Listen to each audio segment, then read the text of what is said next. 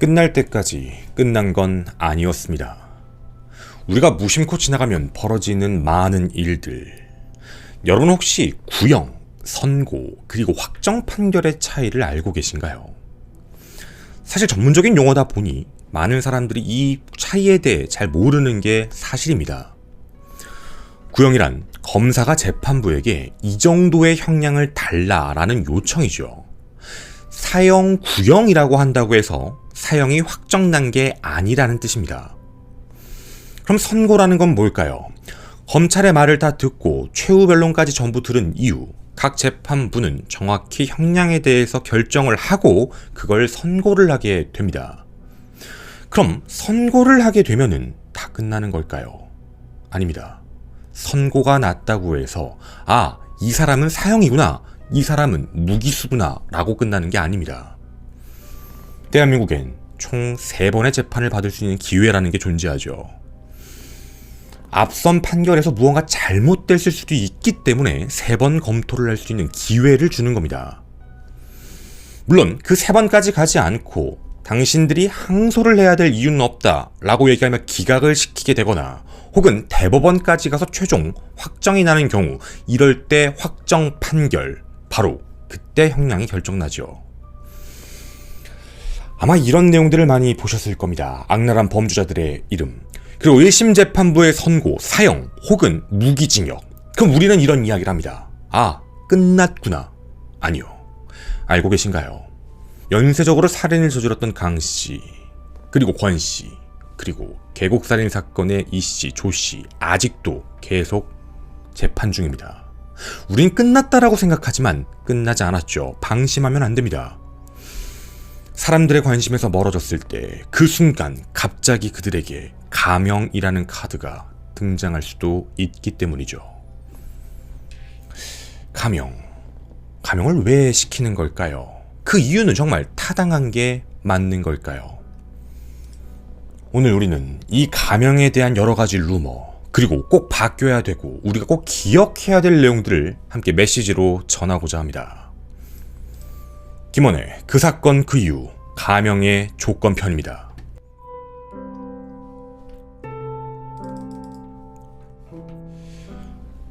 여러분에게 이런 질문을 먼저 던져보고 싶습니다. 가명.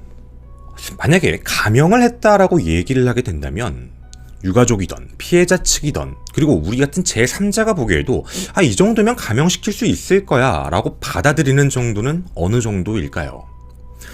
일각에선 이런 이야기도 나오고 있습니다. 반성문만 제출하면 다 대피를 많이 쓰고 있는데 그걸로 반성하고 있다고 얘기하며 가명시키는 게 맞는 거냐. 물론 요즘엔 이 내용에 대한 부정적 의견이 많이 사라지고 있는 추세이기도 하죠.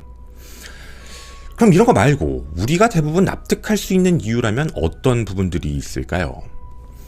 제가 과거에 진행했던 한 사건을 이야기해 보도록 하겠습니다. 50일을 기념한다며 펜션을 예약해 들뜬 마음으로 함께 그렇게 여행지에 도착했습니다.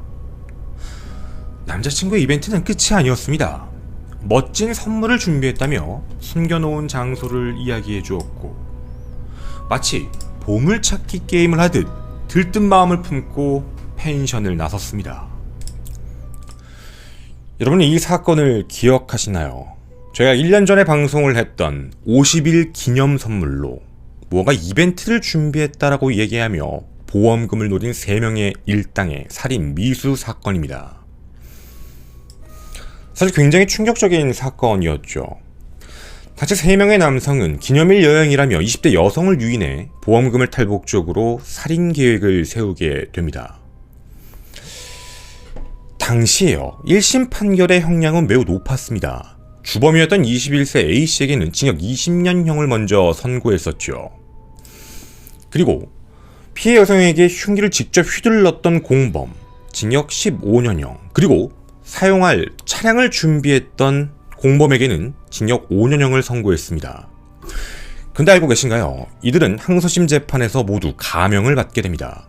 주도했던 남성에게는 무려 6년이 가명되어 징역 14년형, 그리고 직접 흉기를 휘둘렀던 사람에겐 15년이 아닌 징역 9년, 범행에 사용할 차량을 준비했던 남성에게는 징역 5년에서 징역 3년 6개월로 이 3명은 모두 13년 6개월이 깎이게 됩니다. 이 이야기를 듣게 되면 좀 이해하기가 어렵습니다. 범행의 목적 자체가 매우 잔인했기 때문이었죠.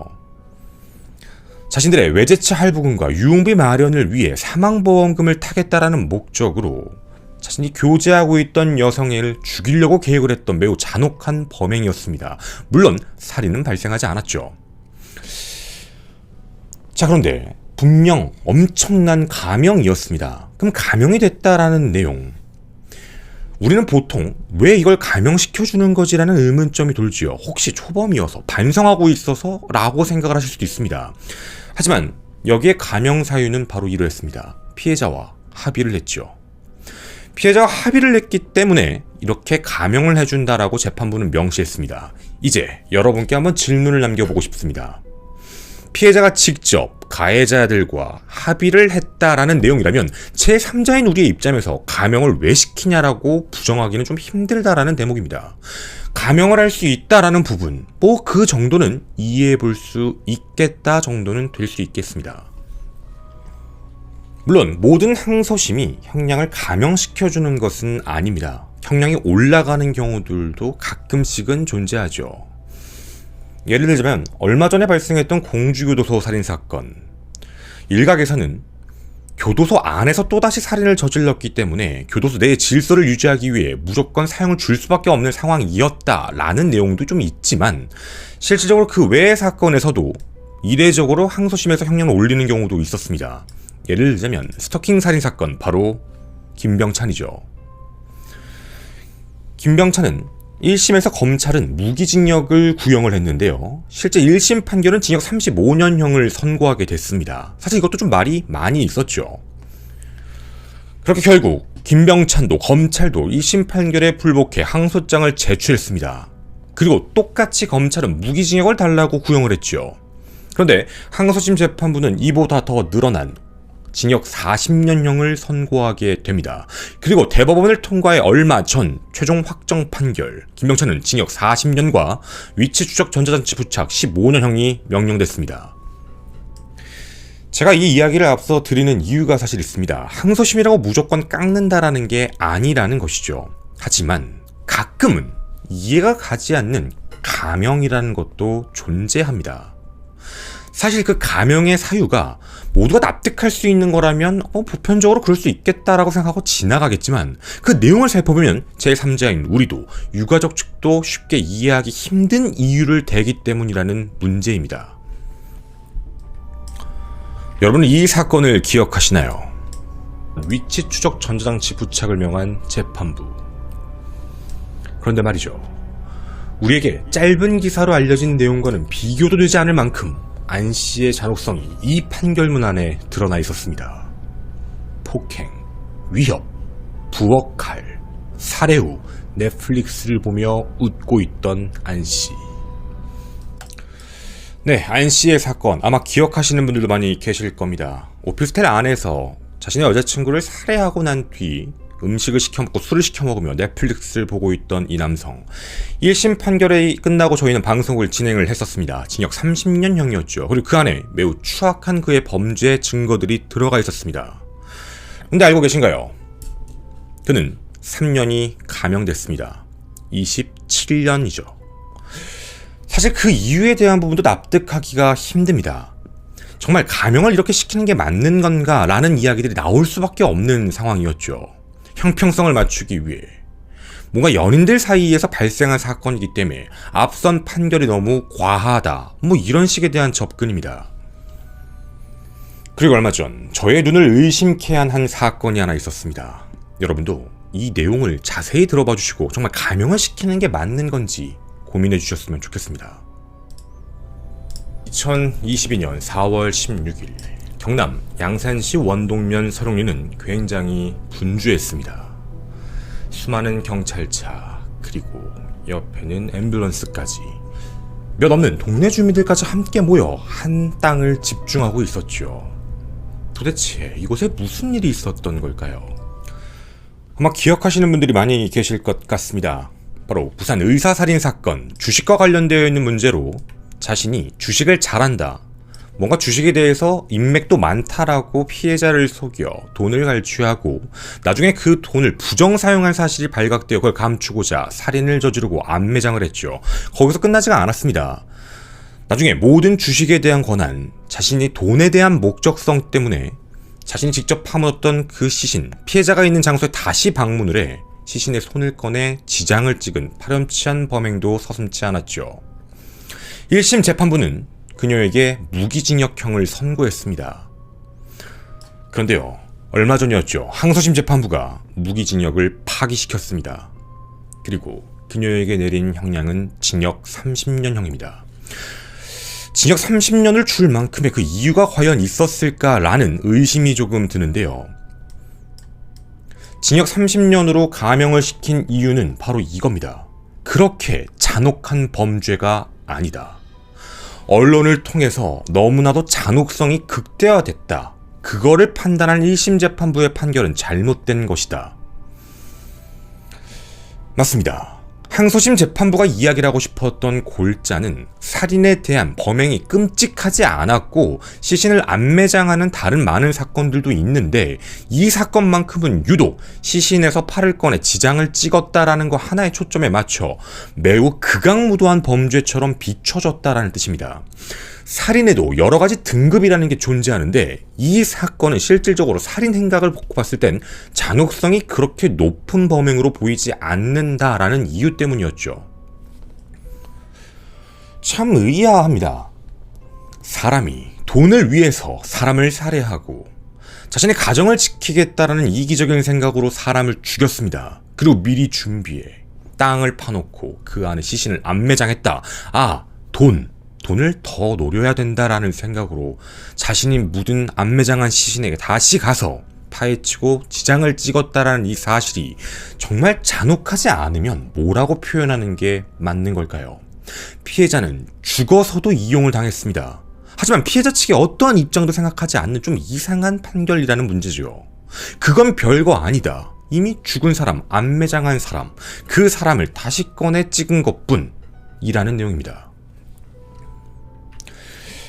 만약 여러분이 이런 내용을 피해자 측 가족이거나 혹은 지인 관계에서 이런 말을 듣는다면 어떤 생각이 드실 건가요? 사실 쉽게 납득할 수 있는 부분이 맞는 걸까요? 저는 개인적으로도 제 눈을 의심했던 내용이기도 했습니다. 매우 잔혹하지 않으면 도대체 어떻게 해야 잔혹한 걸까? 정말 흉기를 들고 살해하고 흉기로 시신을 훼손하고 이런 식이어야지만 극악무도한 범죄인 걸까? 라는 의문점이었죠. 사건은 여기서 끝나지가 않습니다. 당신이 몰랐던 또 하나의 사건이 있었죠. 물론 이 사건도 우리가 모르게 감형이 돼버렸습니다. 강원도 원주에서 발생했던 매우 끔찍한 한 살인사건, 그리고 그게 왜 감형이 됐는지 여러분에게 전해드리고자 합니다. 범인 A씨는 징역형을 3년 6개월 선고받고 만기 출소를 하게 됩니다. 그리고 약 1년 정도가 지나 채팅앱을 통해 한 여성을 알게 되는데요. 자신보다 나이가 2살 많았습니다. 마음에 들었던 걸까요? 하지만 그 마음은 이상한 쪽으로 변질됩니다. 당시 피해 여성은 이 남성이 뭔가 좀 이상하다라고 판단을 해서 더 이상 연락하지 말아달라고 부탁하며 전화와 메신저를 모두 차단했죠. 하지만 피할 수가 없었습니다. 집착이 시작됐죠. 2021년 11월 12일 직장 앞까지 찾아오게 됩니다. 계속 전화를 하고 사람이 살아갈 수 없는 환경을 만들고 있었죠. 그가 부탁하는 것을 거절하면 폭행이 시작됐습니다. 결국 그녀는 이 범인에게 무려 36시간 정도에 가까운 시간을 감금까지 당하는 피해를 입게 되죠. 때리고 기절시키고 성범죄 저지른 것 아무렇지 않았습니다. 결국 감금에서 36시간 만에 간신히 도망친 피해자가 그를 특수강간으로 신고를 하게 됐고 경찰은 그를 찾지 못하고 있는 상황이었죠. 그냥 빨리 와서 조사만 받아라 라는 상황이었습니다. 피해자는 분명 그 범인이 멀리 도망가길 바랬을 겁니다. 하지만 늦추지 않았죠. 그 범인은 한 가지를 찾게 됩니다. 피해자의 여동생이 한 원주시 건너 원룸에 살고 있다라는 사실을 알게 되죠. 그 건물 주변을 스토킹하며 배회하고 있다가 202호 공실로 있던 원룸을 찾게 됩니다. 그리고 그곳에서 거의 생활하다시피 살고 있었죠. 남의 집에 아무렇지 않게 말입니다. 그런데 사건은 전혀 이상한 데서 발생이 됐습니다. 2021년 12월 15일 낮 12시 반경. 당시 날씨가 매우 추워서 64세 건물주 한 여성은 수도 동파 여부를 하기 위해 비어있는 원룸들을 하나씩 들어가 보고 있었지요. 그리고 문제의 202호 원룸을 들어가게 됩니다. 그런데 거기엔 흉기를 든 이상한 남성이 있었습니다. 깜짝 놀라 소리를 질렀더니 바로 그는 흉기를 들고 수차례 찔러 건물주를 살해하게 됩니다. 바로 그가 저지른 끔찍한 원주 원룸 살인 사건이었죠. 많이 알려지지 않았습니다. 사건이 발생했을 당시에도 기사가 많이 나오지 않았죠. 이 사건이 세상에 알려진 건 1심 판결이 나고 몇 가지 기사로만 접해졌을 뿐입니다. 그의 혐의는 살인, 바로 건물주를 살해한 혐의, 특수건조물 침입, 건물주의 집에 무단으로 살았던 것, 스토킹 범죄, 피해 여성을 스토킹했다는 것, 상해, 피해 여성을 폭행했죠. 특수협박, 감금, 그리고 성폭력 범죄에 대한 처벌 등에 관한 법률 위반 혐의입니다. 죄명도 엄청나게 많은 상황이죠. 과연 형량은 어떻게 나왔을까요? 1심 재판부는 이렇게 명했습니다. 피고인을 무기징역에 처한다. 당연히 이유가 있었습니다. 스토킹을 하면서 전혀 상관없는 피해자를 살해하는 모습까지 당연히 무기징역을 줄 수밖에 없다라고 판단했던 것이죠. 이뿐만이 아닙니다. 그는 전과 5범이었습니다. 강도범죄로 전과 4범, 그리고 강도치상죄로 징역 3년 6개월까지 총 전과 5범이었던 남성. 그가 출소하고 난 직후 무려 1년 정도의 시간 만에 살인사건, 그리고 그 안에서 2명의 피해자를 만들어냈습니다. 매우 잔혹한 범행이었죠. 그가 정말 교화 가능성이 있다라고 판단하는 게 맞는 걸까요? 얼마 전이었습니다. 이 사건은 2심 항소심으로 올라가게 되었고 2022년 11월 30일 서울고등법원 춘천지법에서 판단을 내리게 됩니다. 항소심 재판부의 판단, 원심 판결 중 피고 사건 부분을 파기한다. 피고인을 징역 30년에 처한다. 그렇습니다. 무기수에서 징역 30년으로 감형을 받았습니다. 감경 사유가 무엇일까요? 자, 사건을 사실 함부로 비교할 수는 없습니다. 앞서 보셨던 부산 의사 살인 사건, 그 사건에서 무기에서 30년으로 감형했던 이유에 대해서 우리는 들었지요. 이것도 무기징역에서 30년으로 감형됐습니다.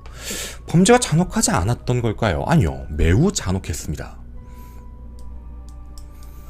이유를 그대로 읽어드리겠습니다. 다만 피고인은 이 법원에 이르러 자신의 잘못을 모두 인정하고 반성하는 태도를 보이고 있다. 피고인은 각각의 피해자에 대한 사죄의 뜻을 표명하였고 뒤늦게나마 여생을 마칠 때까지 속죄하며 살겠다는 의사도 밝혔다. 그리고 밑엔 이런 말도 적혀 있었습니다. 살인 범행은 우발적으로 벌어진 것으로 보이는 점. 네, 바로 이것이었습니다. 앞서 나오는 말이 중요한 게 아니죠. 합의가 된 것도 아닙니다. 1심 재판부는 우발살인이 아니라고 판단했죠. 흉기를 들고 집주인이 들어왔으면 밀치고 도망갈 수 있는 기회가 있었음에도 불구하고 공격 범위, 공격을 한 정도가 너무나도 잔혹했기 때문에 이건 우발적일 수가 없다. 그리고 피해자 자체가 연령이 높은 여성으로서 자신을 쫓아올 수 없다라고 판단할 수 있는 상황임에도 이건 고의적으로 흉기를 들고 살해한 게 맞다라고 판단한 1심 재판부의 판단을 완벽하게 뒤집어 버렸습니다. 우발적이기 때문에 30년이 맞다라는 뜻이죠. 다시 한번 말씀드립니다. 합의한 적 없습니다. 그냥 사죄의 뜻을 표명한 게 전부입니다. 결국 그는 나오게 됩니다. 앞으로 30년 후에 말이죠. 무기징역은 20년 이상이 돼야 가석방 대상이 되는 것과 달리 유기징역은 형량의 3분의 1을 채우고 나면 가석방 대상을 심사를 받을 수 있는 조건이 됩니다. 그럼 앞서 봤던 둘, 10년만 살면 가석방 대상을 받을 수도 있겠네요. 무조건일진 모르겠지만 말이죠. 제가 감형에 대한 이야기를 드리는 이유가 사실 있습니다. 바로 이 사건을 이야기하고 싶어서였죠. 유가족분들께서는 지금도 많이 고통스러워하고 계십니다. 정말 이게 맞는 걸까라는 생각이죠. 단순하게 말씀드립니다. 납득이 되질 않는다라는 말입니다. 바로 이 사건입니다. 2022년 5월 전북 완주군 삼례읍의 한 폐가에서 여성 시신 한 구가 여행용 캐리어에 담긴 채 발견됩니다. 이불에 쌓여 이미 부패가 상당 부분 진행된 상태로 국과수의 부검 결과 목 부분에 있는 연할 상처를 통해 질식사라는 1차 소견을 내놓았습니다. 살인을 저지른 뒤 폐가에 시신을 유기한 범인. 처형 죽일 때 목도 서서히 눌러가지고 죽였다네. 서서히 혼자만 죽였다고요? 그럼 뭐 화나가 세게 눌렀냐? 화나면서 했지 그냥.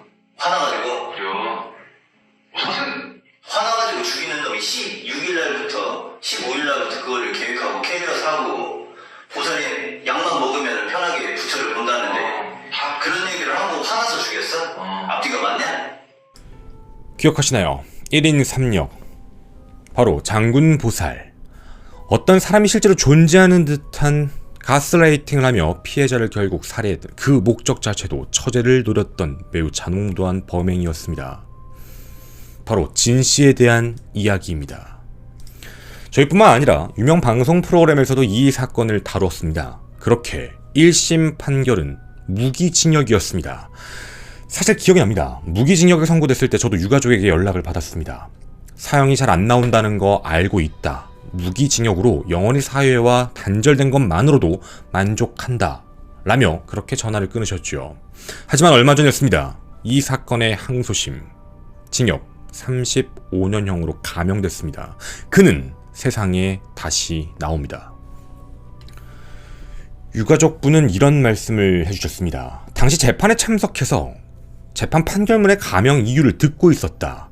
그런데 분명 자신들도 법은 분명 법으로 판단하는 거니까 법리대로 해야 된다는 거 분명히 이해할 수 있다. 하지만 당시 판사가 이야기했던 그 감경 사유가 너무나도 납득이 되지 않는다. 라며 입을 여셨습니다. 무슨 소리였을까요? 진 씨가 감형이 된 이유, 지금부터 하나씩 말씀드려 보겠습니다. 첫 번째, 수사에 적극적으로 협조했다. 저는 이 사건 애초부터 함께 유가족분들과 진행을 준비하고 있었습니다. 수사자료 내용들도 굉장히 많이 받았지요. 앞서 보신 영상을 자세히 보신 분들이라면 그가 수사에 적극 협조를 한 게 아니라 실제로 이 사건의 많은 증거들은 유가족 측들에서 많이 찾아서 그게 넘어가고 난 뒤 자신의 증거가 발각이 되면 그제서야 진 씨는 자백을 하는 그런 모습을 보였습니다. 그런데 수사에 적극 협조를 했다라는 항소심 재판부의 말, 정말 신기한 말입니다. 왜냐면 1심에서는 그런 말이 없었거든요. 왜, 어디를 보고 적극 협조라고 말을 하는 걸까요? 정말 이 녹취를 듣고도 그런 생각이 드실까요? 그런 얘기를 하고 화나서 죽였어? 앞뒤가 맞냐? 화나서 못하니까 죽이고 싶었다니까. 그는 계속적으로 거짓말을 했습니다. 쉽게 납득할 수가 없었지요. 그리고 판사가 감형시켰던 두 번째 이유, 심신미약입니다. 정신과 진료로 약을 탔기 때문에 그래서 감형이 된다라는 내용이죠. 사실 좀 어이가 없었습니다. 이 사건 제대로 보신 분들이라면 한 가지를 아실 겁니다. 정신과 진료를 받았던 약은 피해자에게 쓰였습니다. 그런데 이걸 자신이 먹었다라고 주장하자 재판부는 심신미약인 부분도 인정을 합니다. 정신적으로 좀 문제가 있다. 그리고 감경시킨 세 번째 이유, 사이코패스 점수 결과 19점, 낮게 나왔기 때문이다. 사이코패스가 아니기 때문이다. 네 번째, 죄를 뉘우치고 있기 때문이다. 이게 답니다. 이런 이유로 무기징역형을 선고받았던 진 씨는 결국 징역 35년형을 선고받게 되지요. 형기의 3분의 1을 치르게 되면 세상에 나올 수도 있게 됩니다. 정말 신기합니다. 분명 이 안에 있는 내용들은 유가족분들 입장에선 받아들이기가 어렵다라는 것이죠. 사이코패스 점수가 낮다고 해서 감형을 시킨다는 게 정말 맞는 거냐라는 부분입니다. 이런 이유로 그 애가 교정 교화가 될 가능성이 있다라고 정말 넓은 마음으로, 넓은 아량으로 이해를 하고 유기징역형을 선고한 것이죠. 1심 재판부와는 전혀 다른 판결의 내용, 무기징역을 주었던 이유가 앞에 있는데 감형을 시키는 이유는 정반대에 대한 내용입니다. 마치 판결문 내용을 보게 되면 아예 애초부터 감형을 시키겠다라고 마음을 먹고 감형을 시킬 조건들, 긍정적인 요인들이 뭐가 있을까를 찾아서 그냥 적어놓은 앞뒤가 맞지 않는 판결문이다라는 느낌밖에 들지 않았습니다. 이런 말을 했습니다.